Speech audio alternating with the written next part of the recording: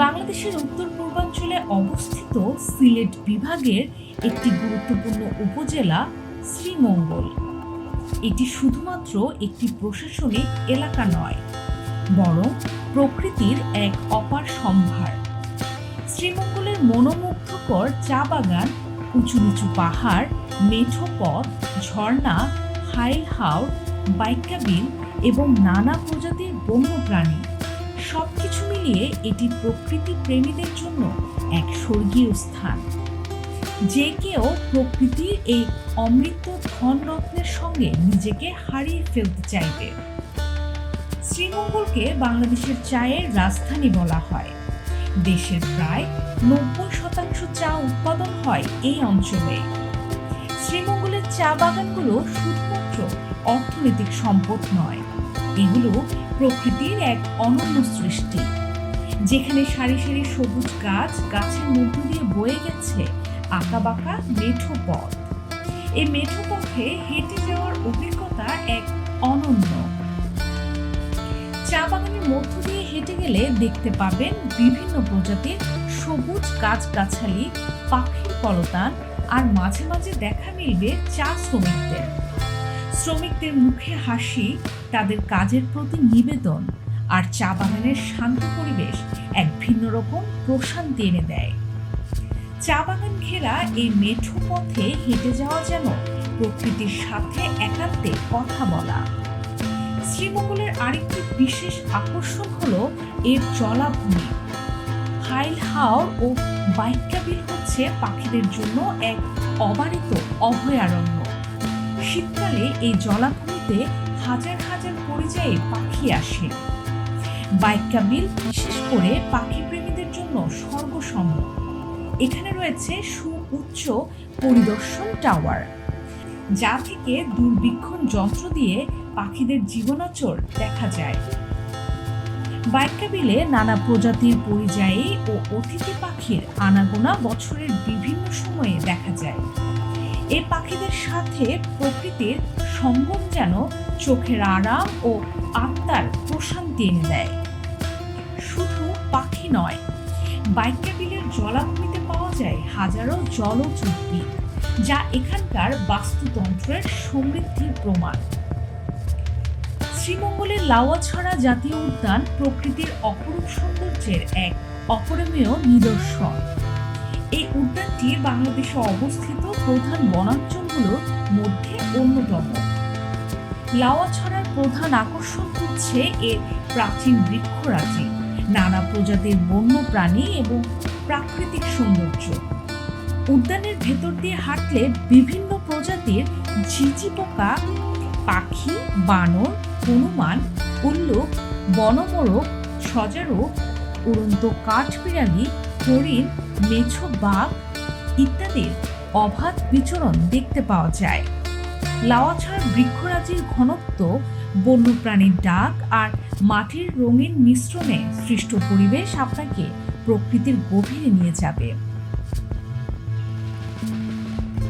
শ্রীমঙ্গলের আরেকটি মনোরম স্থান হলো ভাড়াওড়া লেক। চারপাশে উঁচু পাহাড় দিয়ে ঘেরা এই লেকটির মাঝখানে বিশাল জলাধার, যা দেখে মনে হয় যেন আকাশের সাথে পাহাড়ের মিতালি হচ্ছে। সবুজ চা বাগান, নীল আকাশ আর লেকের পানি সবকিছু মিলে এক অপূর্ব পরিবেশের সৃষ্টি করেছে। লেকের পাশে রয়েছে জাগছড়া গরম টিলা মাজার। এই টিলায় উঠে গেলে আশেপাশের প্রকৃতির অপরূপ দৃশ্য দেখা যায়। এই মাজারের পরিবেশ আর আশেপাশের সবুজ বনানী প্রকৃতি প্রেমীদের জন্য এক অপূর্ব অভিজ্ঞতা হয়ে উঠবে। শ্রীমঙ্গলে রয়েছে প্রায় 93টিরও বেশি নৃতাত্ত্বিক জনগোষ্ঠীর বাস। খাসিয়া, মণিপুরী, সাঁওতাল, টিপরা এবং গারো সম্প্রদায় এখানে তাদের নিজস্ব সংস্কৃতি ও জীবনধারা নিয়ে বাস করে। তাদের জীবনধারা, সংস্কৃতি এবং আচরণ এক অন্যরকম অভিজ্ঞতা।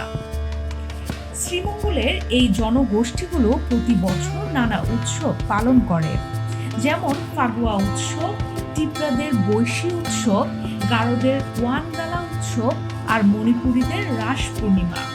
এই উৎসবগুলোতে অংশগ্রহণ করলে আপনি তাদের জীবনের নানা রং ও আনন্দের স্পর্শ পাবেন। শ্রীমঙ্গলে রয়েছে অনেক ঐতিহাসিক ও ধর্মীয় নিদর্শন। এর মধ্যে উল্লেখযোগ্য হল জান্নাতুল ফেরদৌস মসজিদ, যা তুর্কি স্থাপত্য শিল্পের এক অনন্য নিদর্শন। এছাড়াও রয়েছে ৫৫০ বছরের পুরনো নির্মাই শিববাড়ি মন্দির। ত্রিপুরা মহারাজ্যের কাছারি বাড়িও শ্রীমঙ্গলের অন্যতম দর্শনীয় স্থান। এই স্থাপনাগুলো শুধু ধর্মীয় স্থাপনা নয়, বরং তারা শ্রীমঙ্গলের ইতিহাস ও সংস্কৃতির একটি অবিচ্ছেদ্য অংশ। এখানকার স্থাপত্য শিল্প দেখে আপনি শ্রীমঙ্গলের প্রাচীন ঐতিহ্যের সাথে পরিচিত হতে পারবেন। শ্রীমঙ্গলের চা বাগানগুলো যেন সবুজের কারুকার্যে মোড়ানো পাহাড়ের সঙ্গে নীল আকাশের এক অভূতপূর্ব মিলন। বনবনানী আর পাহাড়ের এই মিতালি এমন এক প্রাকৃতিক রূপের জন্ম দিয়েছে যা মানুষের মনকে মোহিত করে তোলে। উঁচু নিচু পাহাড়, সবুজের সমারোহ আর নীল আকাশের নিচে দাঁড়িয়ে প্রকৃতির এই অপার সৌন্দর্য উপভোগ করা এক অনন্য অভিজ্ঞতা। শ্রীমঙ্গলের এই প্রাকৃতিক দৃশ্যের বিশালতা আর বৈচিত্র্য এমন যে তা স্বচক্ষে না দেখলে অনুভব করা যায় না। এখানে এসে আপনি প্রকৃতির এই অপরূপ সৌন্দর্যে হারিয়ে যেতে পারেন।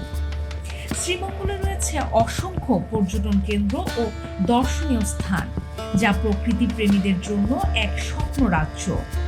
যেমন চাকন্যা ভাস্কর্য, মৃত্যুঞ্জয়ী ৭১ স্মৃতিস্তম্ভ, চা জাদুঘর, লাউয়াছড়া জাতীয় উদ্যান, বাইক্কাবিল, জান্নাতুল ফেরদৌস মসজিদ, ডিনস্টন সিমেট্রি, লালটিলা শিব মন্দির, হাইল হাওর, লেবু আনারসের বাগান, রাবার বাগান, বিটিআরআই, বন্যপ্রাণী সেবা ফাউন্ডেশন এবং ত্রিপুরা মহারাজার কাছারি বাড়ি।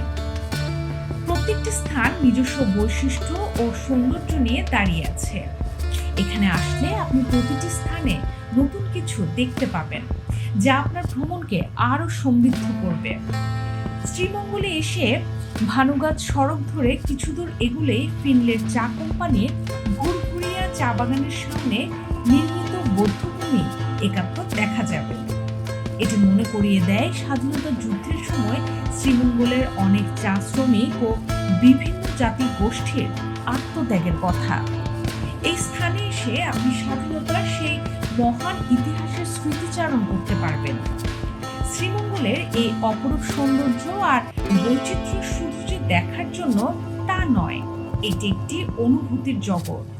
এখানে এসে আপনি প্রকৃতির সাথে একাত্ম হতে পারবেন, যেখানে সবুজ চা বাগান, নীল আকাশ, উঁচু নিচু পাহাড়, বন বনানী, জলাভূমি এবং বন্যপ্রাণী সবকিছু মিলিয়ে এক অনন্য পরিবেশ সৃষ্টি করেছে। শ্রীমঙ্গলে এসে আপনি প্রকৃতির এই অম্লান রূপ দেখে অনুপ্রাণিত হবেন এবং প্রকৃতির সৌন্দর্যকে নতুনভাবে চিনতে পারবেন। এই সৌন্দর্য একবার দেখলে আপনার মন থেকে কখনো মুছে যাবে না। Tourism simple.